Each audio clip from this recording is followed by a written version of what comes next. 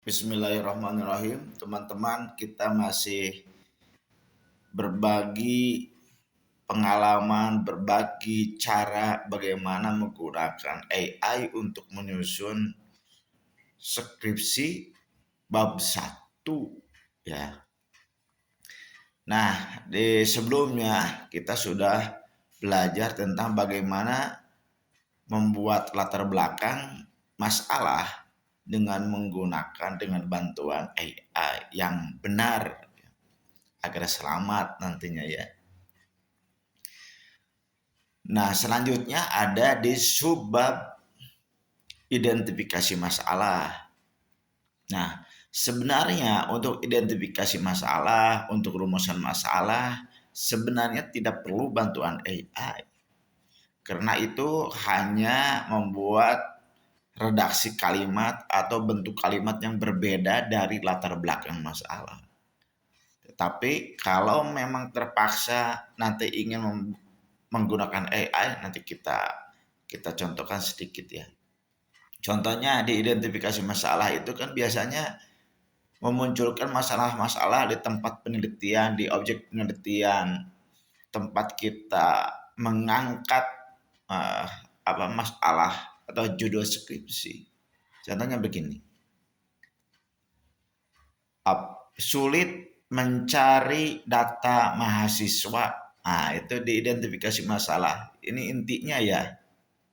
Terus yang berarti itu masalahnya ada di pencarian, ya. Yang kedua, tidak tersedia laporan mahasiswa secara berkala. Kan biasanya suka diminta laporan tahun ini atau semester ini atau bulan ini. Nah, itu masalahnya. Jadi tidak ada kendala kenapa harus pakai AI sebenarnya. Yang menjadi tantangan untuk mahasiswa itu antara identifikasi masalah dengan latar belakang masalah. Jadi harus sinkron, harus nyambung. Contohnya yang barusan kan kendalanya atau diidentifikasi masalah itu tadi di kendala pencarian. Pencarian data kalau tidak komputerisasi itu biasanya dicari di arsip, dicari satu-satu, ya. Maka ketika dikomputerisasi, dibuatkan web atau aplikasi komputer yang lain lebih cepat, maka masalah pencarian data mahasiswa ini kebetulan judulnya tentang pembuatan transkrip nilai mahasiswa. Jadi masalah pencarian data mahasiswa itu harus ada di paragraf yang ada di latar belakang masalah. Saya sendiri biasanya meletakkannya yang pertama kan bercerita tentang masalah-masalah berdasarkan referensi. Nah, terus bercerita mau satu paragraf atau dua paragraf. Selanjutnya anggap saja kita di paragraf ketiga menceritakan masalah yang ditemukan dari hasil observasi.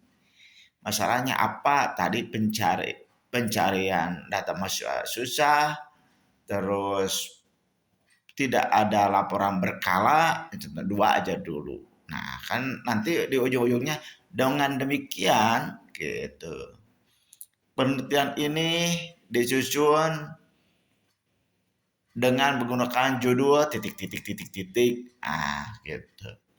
Nah, hanya menyingkronkan itu saja. Identifikasi masalah hanya berisi poin-poin masalah, sementara ini mudahnya, ya. Di latar belakang masalah, poin-poin masalah yang ada di identifikasi masalah itu diceritakan dalam bentuk paragraf. Mau ada penjelasan lebih panjang lebar itu di latar belakang masalah. Contohnya dari dua poin barusan, pencarian dan laporan, itu bisa diceritakan satu paragraf panjang di latar belakang masalah. Nah, kemudian diidentifikasi masalah hanya poin pentingnya saja.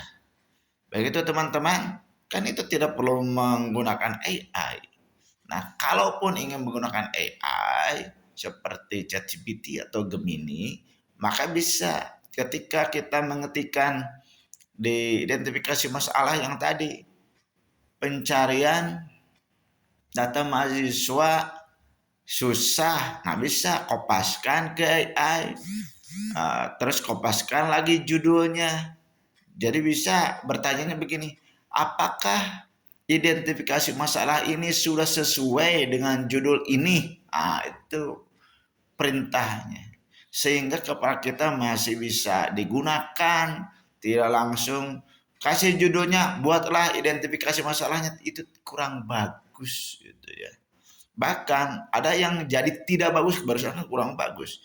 Tidak bagus ketika kita kopaskan judulnya ke ChatGPT, terus buatlah identifikasi masalahnya. Bisa jadi identifikasi masalah yang disarankan oleh ChatGPT berbeda dengan kondisi di lapangan tempat penelitian kita. Nah, kalau di tahap akhir terpaksa karena kita pusing, sebenarnya kalau lihat contoh yang orang lain itu tidak akan pusing. Anggap sajalah pusing. Boleh kopaskan judulnya, suruh ChatGPT itu buatlah identifikasi masalahnya. Jangan langsung dikopas. Ketika muncul itu, lihat oleh kita poin mana yang sesuai dengan kondisi tempat penelitian kita. Contohnya ngasihnya 5 poin, kita lihat apakah 5-5-nya akan diteliti oleh kita. Ternyata kita hanya 3 poin, ya sudah 3 poin saja. Terus kalimat yang diberikan oleh ChatGPT, lihat sesuai enggak dengan apa yang akan kita kerjakan nanti di bab 4. Kalau sesuai bolehlah kopas. Kalau tidak segera edit walaupun hanya 1 kata. Itu baru menggunakan AI dengan bijak agar kita tetap bisa berpikir, kita tahu proses sebagai menyusun identifikasi masalah, tidak mempercayakan 100% ke AI. Begitu teman-teman. AI itu penting, tetapi jauh mengasah kemampuan kita itu jauh lebih penting. Gaskeun.